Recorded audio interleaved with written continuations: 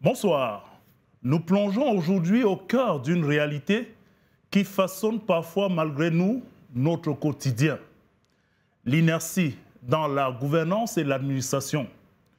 Un phénomène complexe aux multiples visages qui impacte directement nos ambitions de développement et nos comportements individuels comme collectifs. Nous voulons, dans cette édition, explorer ce fléau en nous appuyant sur une référence incontournable au Cameroun en la matière. L'ouvrage intitulé « Propos sur l'inertie » du professeur Alain Didier Olinga, paru en 2009 aux éditions Clés. Il y a 15 ans déjà, cet ouvrage dressait un tableau saisissant de cet immobilisme qui reste d'une actualité préoccupante encore de nos jours. Pour éclairer notre chemin dans cet exercice analytique, nous avons sollicité la contribution d'une série d'experts, chacun apportant sa lumière sur une facette particulière de cette inertie qui nous fait tant de mal. Madame, bonsoir. Monsieur, bonsoir. Et bienvenue à cette nouvelle édition de votre rendez-vous. Question de fond, le temps d'un regard analytique sur une préoccupation qui anime notre quotidien.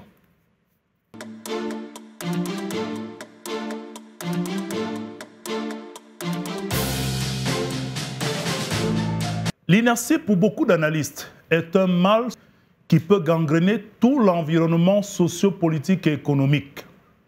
Commençons par les racines. L'inertie est-elle une simple lenteur administrative ou est-elle plus profondément ancrée dans nos dynamiques sociopolitiques? Comment les structures de pouvoir, les jeux d'influence, voire nos propres habitudes culturelles, peuvent-ils nourrir cette tendance à la stagnation? On dit souvent que la politique est le reflet de la société, mais la société peut-elle être le reflet de l'inertie politique? Pour décrypter ces questions fondamentales, nous avons donné la parole à une figure très présente sur l'espace sociopolitique camerounais. Le professeur Claude Abbé nous donne quelques éléments de compréhension de ces éléments de racine.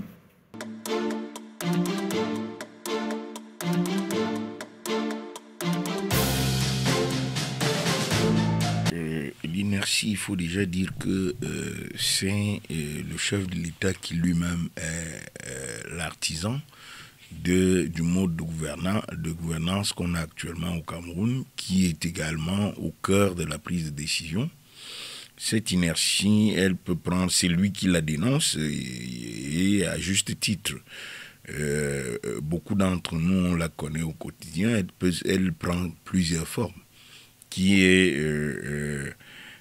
l'une des toutes premières formes, c'est justement que l'on engage un certain nombre de projets et que, ayant pris des engagements là-dessus, le projet, soit il n'est pas réalisé, soit il connaît toutes les difficultés pour être réalisé. Je vous prendrai ici un exemple tout simple.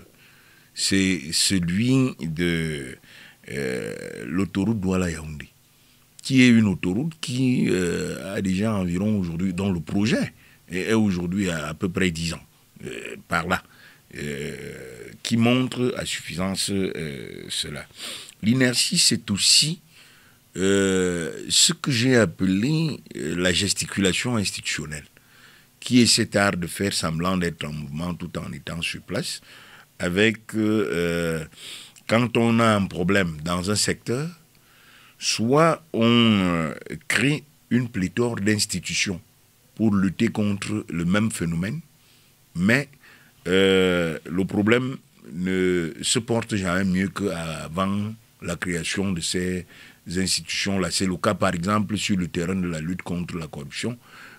Vous allez voir qu'on a la CONAC, on a la NIF, on a le contrôle supérieur de l'État, on a le TCS, mais la corruption ne se porte jamais mieux qu'avant la création de ces institutions-là. L'inertie, c'est aussi le fait parfois de changer de responsable à une institution sans qu'il y ait une plus-value là-dedans. Et on a une impression qu'on tourne sur place. On le voit par exemple avec de nombreuses institutions, hein, où la Camerco est un exemple assez particulier qui a changé de directeur. C'est l'entreprise publique qui a le plus changé de directeur cet an dernier au Cameroun. En 3 ou 4 ans, ils ont eu 3 ou 4 directeurs.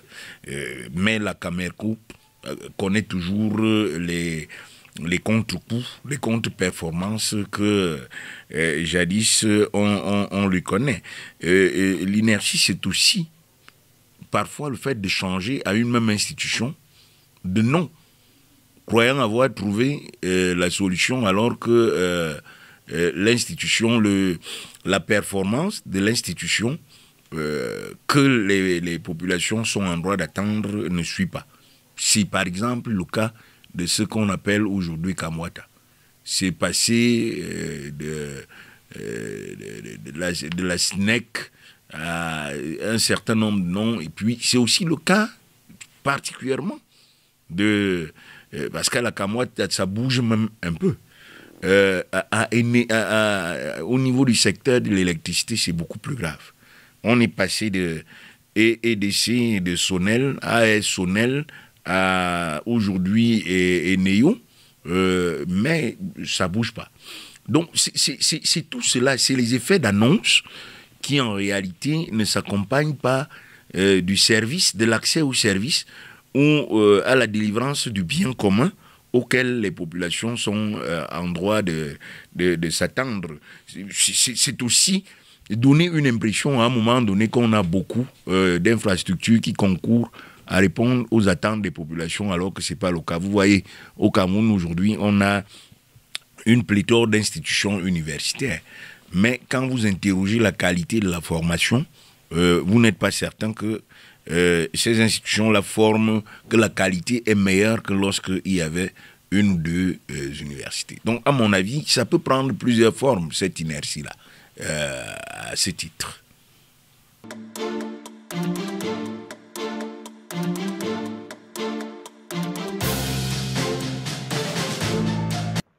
Cette intervention du professeur Claude Abbé souligne à quel point cette inertie est un phénomène multidimensionnel avec parfois des effets connexes.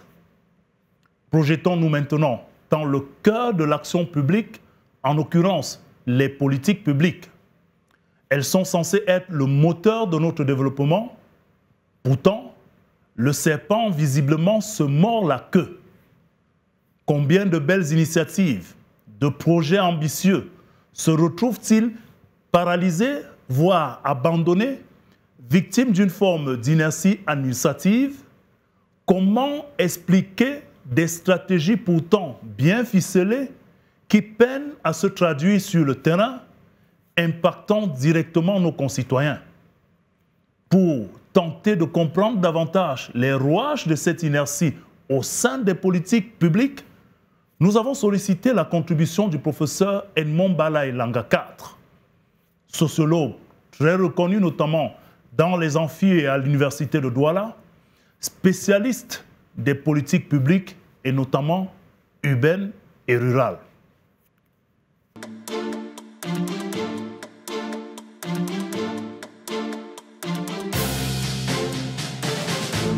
Ce que vous dites est pertinent et c'est une observation d'ordre général, mais je pense qu'elle est pertinente parce que ça va être de très mauvaise foi. Quand on regarde, on observe le fonctionnement de notre pays, on se rend vraiment compte qu'il y a un problème fondamental dans ce qui concerne l'implémentation des projets de manière générale, de manière globale. Et ce qui est souvent mis en exergue, c'est justement cette question de l'inertie.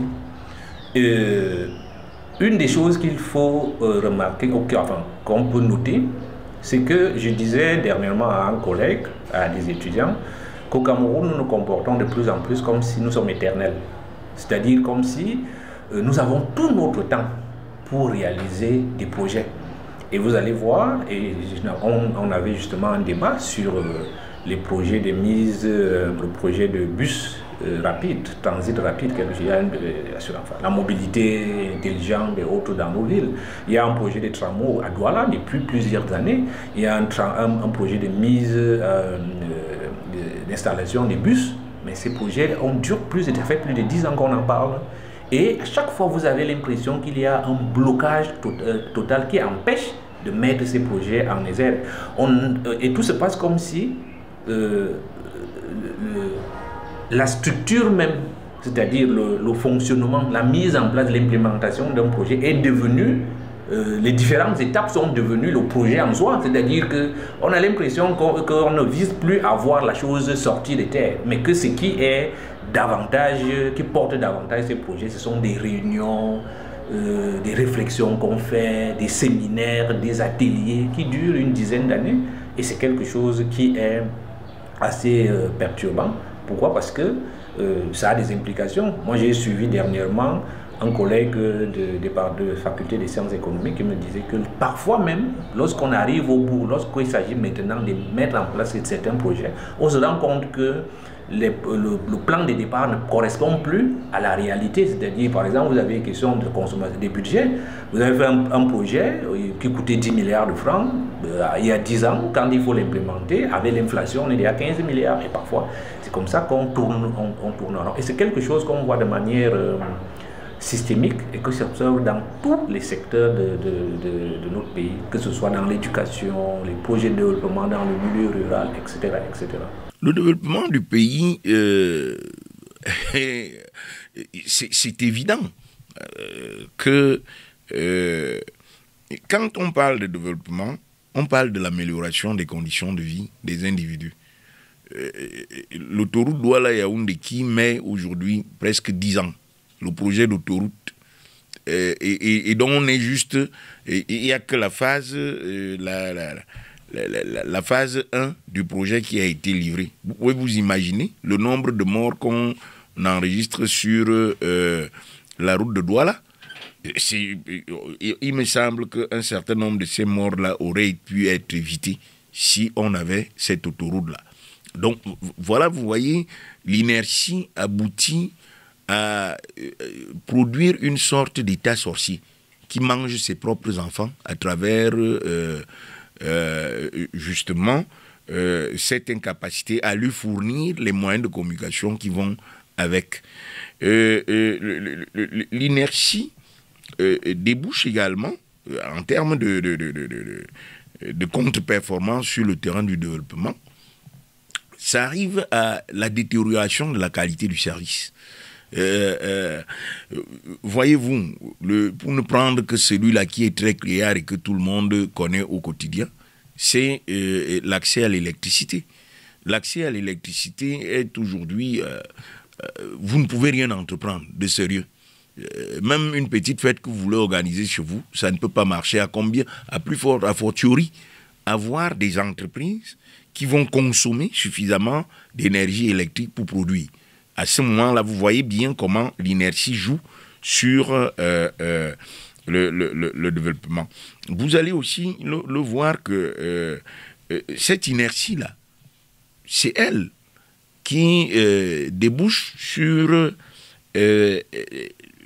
une sorte d'état qui est sous ponction des individus, qui finalement, au lieu de donner le service qu'on doit attendre, les moyens, il y a une surévaluation des coûts de dépenses, des coûts de dépenses de production des infrastructures publiques qui sont telles que on aurait pu avoir 2 ou 3 infrastructures. Quand vous regardez les sous qu'on vous indique au niveau, par exemple, du complexe d'Olembe, vous regardez d'autres types de stades construits au Burkina Faso ou au Mali ailleurs, vous vous rendez bien compte que là où l'inertie règne et où où toutes les structures du sous-développement sont mises en marche, même l'accès aux infrastructures coûte extrêmement cher. Vous en avez pour le double ou le triple. Et très souvent, là où les gens ont pu avoir 3 ou 4 infrastructures avec les mêmes sommes. C'est donc dire en réalité si un pouvoir inerte est un pouvoir qui conduit la société à l'agonie, qui détériore même les conditions de vie minimales qui existaient avant, sont en réalité dégradées et ça fragilise la société, ça installe la société dans la vulnérabilité, dans la détérioration des conditions d'existence des uns et des autres qui n'arrivent pas à accéder aux biens et aux services collectifs auxquels ils sont en droit légitimement d'attente. À ce titre-là, l'inertie met en place les conditions d'une révolution. Parce qu'à un moment donné, les frustrations dans lesquelles vivent les populations peuvent les amener à se révolter pour en réalité voir des choses changer, avoir un autre type de gouvernement, avoir des gens qui peuvent être comptables de leurs actes et des gens qui peuvent avoir le sens du service commun et public.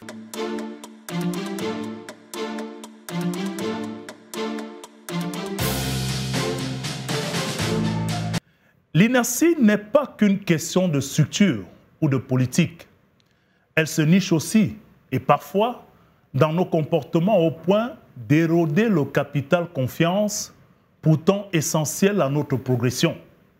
Comment cette atmosphère d'inertie influence-t-elle la psyché individuelle et collective des Camerounais? Assistons-nous à une forme de résignation, un manque d'initiative, voire une adaptation à la lenteur et à la complexité? Comment l'inertie administrative et politique finit-elle par modeler la façon dont nous agissons, pensons et interagissons?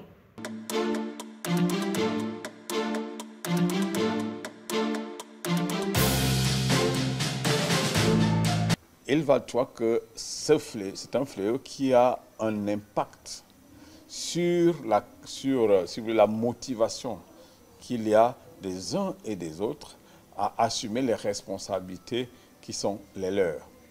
Alors, simplement parce que l'inertie fait partie de de ces fléaux qui donnent l'impression aux décideurs qu'ils ont le contrôle du temps, du moment et de tout.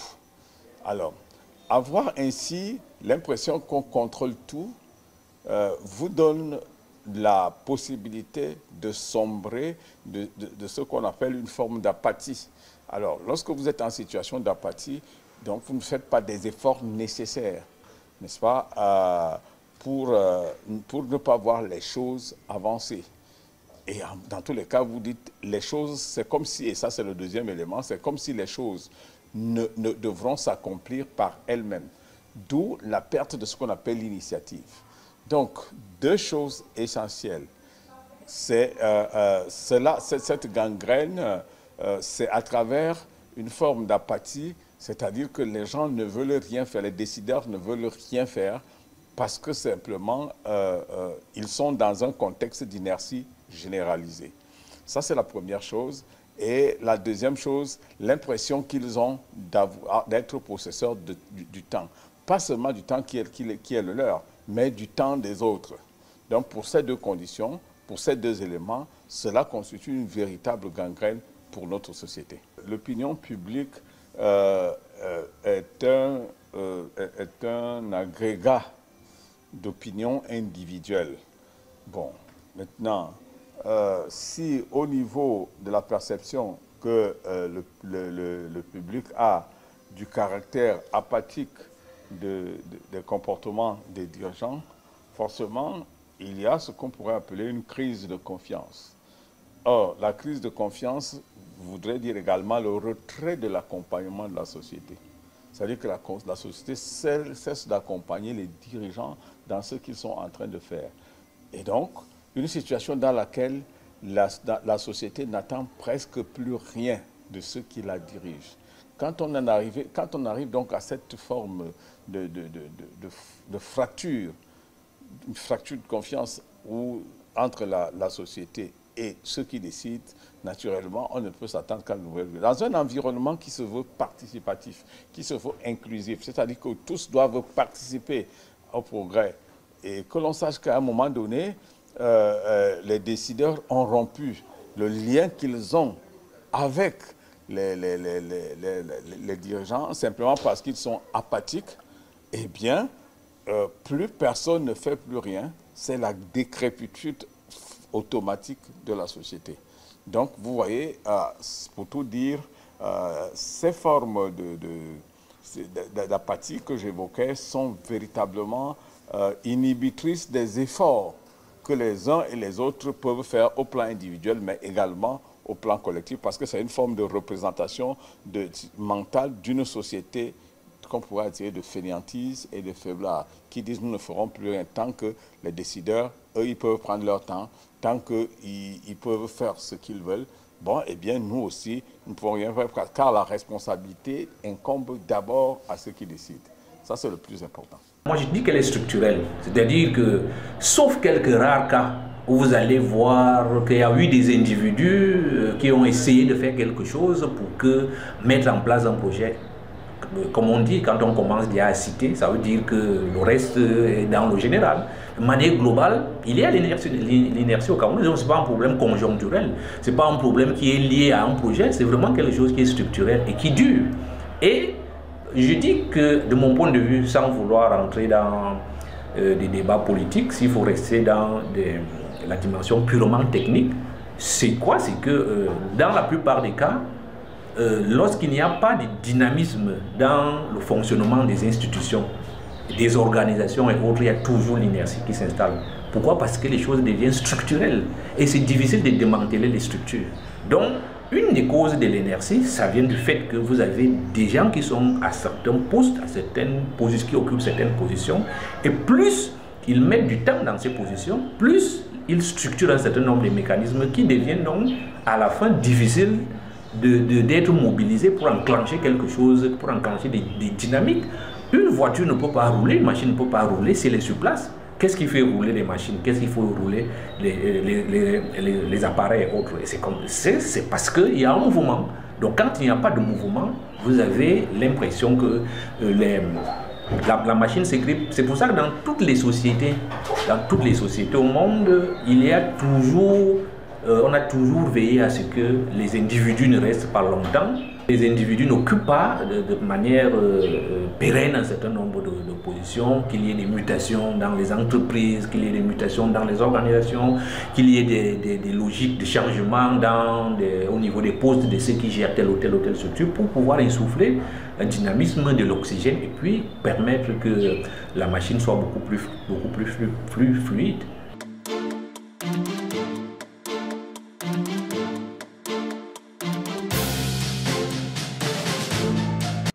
Après ce tableau dressé des manifestations et de l'impact de l'inertie sur nos comportements, la question cruciale est maintenant de savoir comment en sortir. Quelle stratégie concrète pourrait, dans ce sens, enrayer cette force d'inertie, particulièrement dans le domaine vital du management public? Comment insuffler une nouvelle dynamique, redonner de l'agilité et de l'efficacité à notre administration pour qu'elle devienne un moteur et non un frein au développement voulu par tous. Dans cet exercice, nous sommes allés à la rencontre du professeur Bibiane Ondoa, universitaire et experte en management public, une figure reconnue pour ses travaux et ses publications en faveur de la bonne gouvernance au Cameroun. Le professeur Bibiane Ondoa nous ouvre les portes d'une dynamique retrouvée en lieu et place de l'inertie.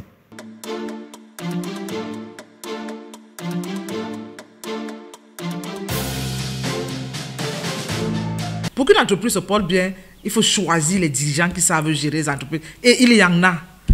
Alors, qu'est-ce qu'on observe en réalité? Et c'est un peu le champ de recherche qui est le mien. J'ai quelques doctorants d'ailleurs qui travaillent sur le sujet également. C'est qu'on s'est rendu compte que contrairement aux stratégies d'enracinement que l'on connaît dans la littérature, les comportements déviants, des alliances avec les décideurs, la corruption même, l'opportunisme même. Au-delà de ces comportements qui sont déjà connus, au Cameroun, on a quand même, j'ai envie de dire, une curiosité scientifique qu'il faut creuser. C'est qu'on se rend compte qu'en plus de ce comportement d'enracinement, nous avons des logiques politico-communautaires qui peuvent justifier cet enracinement. Parce que nous avons constaté qu'il y a des entreprises qui, depuis leur création, sont gérées par le même individu. FNE, vraiment c'est la légende. C'est 35 ans qu'il est là. Nous avons la CDC. Si ce n'est géré par le même individu, c'est géré par les gens de la même communauté. Sodécoton. Donc vous avez des entreprises comme ça, nous en avons identifié 12, qui présentent un caractère assez particulier du point de vue de la logique politico-communautaire. Et moi je pense que sans cela, que notre réalité pourrait nourrir même la connaissance, c'est de dire, ok, la longévité n'est pas seulement entretenue par les comportements d'enracinement, mais également par la logique politique mise en place. Et on peut donc questionner l'efficacité de cette logique-là. Dans tous les cas, elle permet d'arriver au même résultat et parfois pire. Parce que l'enracinement encore, on peut dire que ça demande un investissement du dirigeant. Mais les logiques communautaires, parfois le dirigeant n'a pas besoin de s'investir, c'est la communauté qui s'investit. Ou alors le politique lui-même crée l'inertie et crée la longévité parce que les logiques communautaires et les logiques politiques lui permettent d'assurer un certain type d'équilibre. Donc la curiosité qui est la nôtre actuellement, et on va présenter les résultats sous peu, la curiosité qui est la nôtre, c'est comment assurer l'efficacité d'une entreprise ou bien de nos entreprises dans ce contexte, parce qu'on ne va pas ignorer le contexte. Ce qui nourrit l'inertie, c'est aussi la politique. Ce qui nourrit l'inertie, c'est aussi des comportements communautaires. Vous avez entendu parler, et peut-être on sort un peu des entreprises publiques, lorsqu'on a lancé un concours, les gens disent que non, on ne veut prendre que les gens de telle région parce que nous avons souvent été lésés. Donc il y a une pression communautaire qui fait en sorte que, même au niveau de la gestion des entreprises publiques, qu'on ressente cette pression communautaire dans la décision des dirigeants. Et dans le fameux prétexte qu'on évoque du pouvoir discrétionnaire qui n'est pas discriminant, qui n'est pas, j'ai envie de dire quoi, arbitraire. Parce que le pouvoir discrétionnaire est encadré par les textes, il ne faut pas croire. Ce n'est pas un individu qui se lève et qui va dire qu'on va prendre un plombier qui va désormais piloter un avion sous prétexte que c'est le pouvoir discrétionnaire. En fait, vous sacrifiez les gens qui sont dans cet avion. Donc, le pouvoir discrétionnaire est encadré par des lois. Donc, il ne s'agit pas simplement d'une opinion, bien du bon vouloir du dirigeant. Le dirigeant a également ses contraintes. Et donc, cette logique-là peut également justifier, pas justifier, disons expliquer cette longévité, parce que vous allez vous rendre compte qu'il y a une sorte de durée communautaire. C'est-à-dire qu'on a l'impression, pas qu'on a l'impression, ce sont les gens qui sont remplacés de manière numérique par les gens de la même communauté. Si on additionne la durée communautaire, j'ai envie de vous dire qu'on sera quand même moyen de 60 ans. C'est-à-dire qu'il y a des entreprises qui sont gérées par les gens de la même communauté depuis leur création et qui fonctionnent comme des entreprises familiales. Je dirais que c'est une des causes fondamentales. Je ne dirais pas peut-être quelle est la cause fondamentale, la principale, puisque je n'ai pas mené d'études là-dessus, puisque les causes sont toujours, il y en a toujours plusieurs. Mais on peut quand même observer qu'elle fait partie des causes qui empêchent que notre pays prenne de l'envol.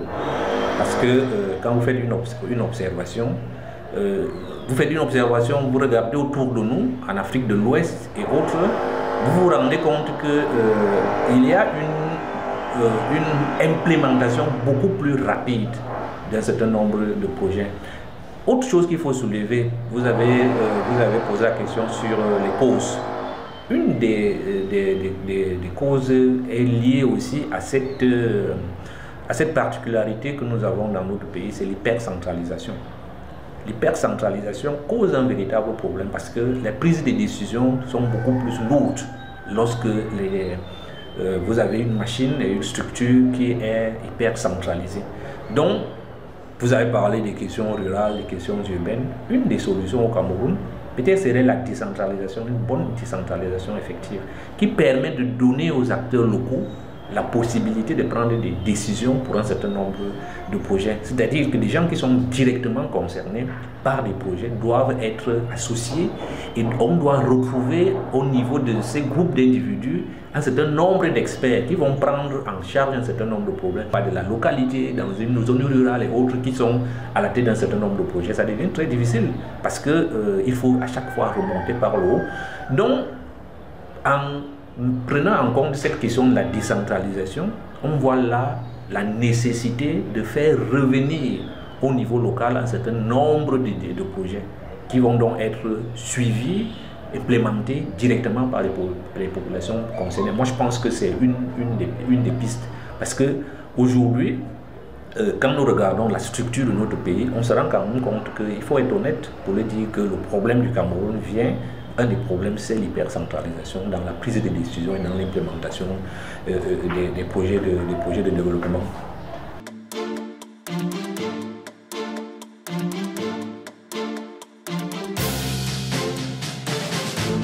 Il s'agit à la vérité de repenser la fonction publique, de la rendre plus agile, plus orientée vers les citoyens et de valoriser en même temps l'innovation et la prise de risques calculés.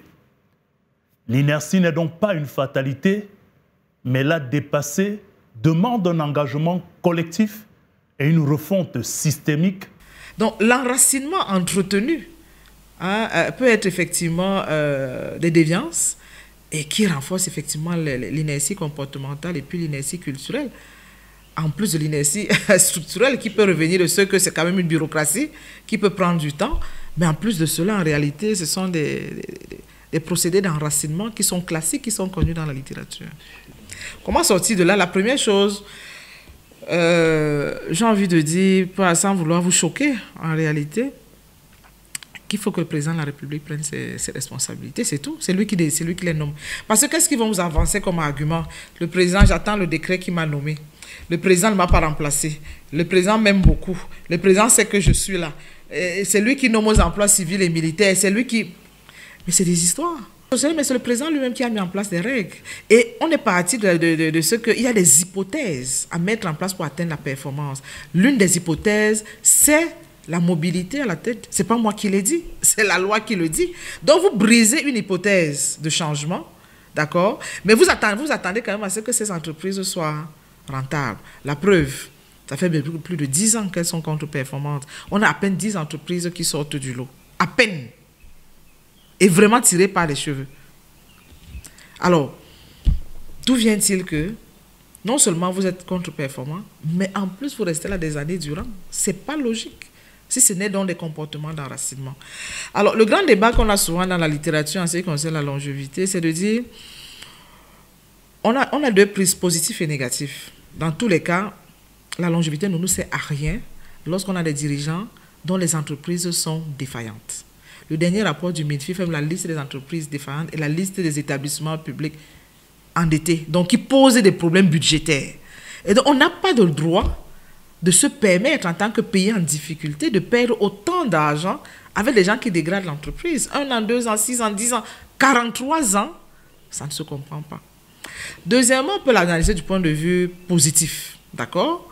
Et vraiment, je fais un clin d'œil à certaines entreprises qui se distinguent, de par effectivement la communication qui est connue. On a le port autonome de Douala, on a la CNPS, on a dans une certaine mesure le FECOM, même si on peut questionner la rentabilité de ces investissements quand on voit les hôtels de ville, bon, grandioses et tout, qui sont parfois dans les bosquets et tout ça. Bon, bref, on peut se poser un certain nombre de questions, mais on voit également que c'est une entreprise du lot. Dans une certaine mesure, on avait la Sonara, et comme je vous disais, dans une certaine mesure, on a la SCDP, mais une fois que vous citez 10 entreprises comme ça, là, le reste, vous pouvez poser la question de savoir pourquoi est-ce que les dirigeants restent là. Alors, ce qui est dit dans la littérature, c'est que pour les entreprises performantes, qu'il y a un lien entre les dirigeants et le résultat, d'accord? Et pour les entreprises performantes, ça peut être un risque d'enlever le dirigeant parce qu'il est performant, donc il crée de la valeur. premièrement, et qui plus est, lorsqu'il s'agit d'une compétence pénurique, si je prends le cas des ports, c'est très spécifique, si je prends le cas du pétrole, c'est très pointu, si je prends le cas de la sécurité sociale, peut-être un peu moins, mais quand même, si je prends le cas de la décentralisation, bref, quand vous avez donc un dirigeant compétent, très compétent, qui en plus, dans un secteur où les compétences sont pénuriques, ça peut être un risque de l'enlever. On peut comprendre qu'on ait une sorte de longévité, mais encore faut-il que la loi le permette. Ces propos du professeur Bibiane Ondoa nous offrent des pistes claires et des perspectives encourageantes. Cette exploration de l'inertie dans la gouvernance et l'administration camerounaise arrive donc à son terme, avec le prétexte de l'ouvrage du professeur Alain Didier Olinga, que malheureusement nous n'avons pas pu faire intervenir dans cette émission, mais qui nous a donné, rassurez-vous, sa bénédiction et l'autorisation de le citer autant que possible. Nous avons donc pu, grâce aux éclairages de nos éminents experts, les professeurs Claude Abbé, Edmond Bala et Langa 4, Maurice Somo et la professeure Bibiane Ondoa, nous avons pu, nous espérons, avoir posé les bases d'une réflexion nécessaire. L'inertie est certes un défi, mais la prise de conscience est le premier pas vers le mouvement, un mouvement contraire à l'inertie. Il nous appartient à chacun de contribuer à briser cette chaîne pour construire un Cameroun plus dynamique et plus efficace. Merci à vous de nous avoir suivis pour cet autre rendez-vous. Prenons rendez-vous, si vous le voulez bien, pour une prochaine édition, avec la même envie de vous servir. Et d'ici à là, restez engagés, proactifs et surtout, refusez l'inertie.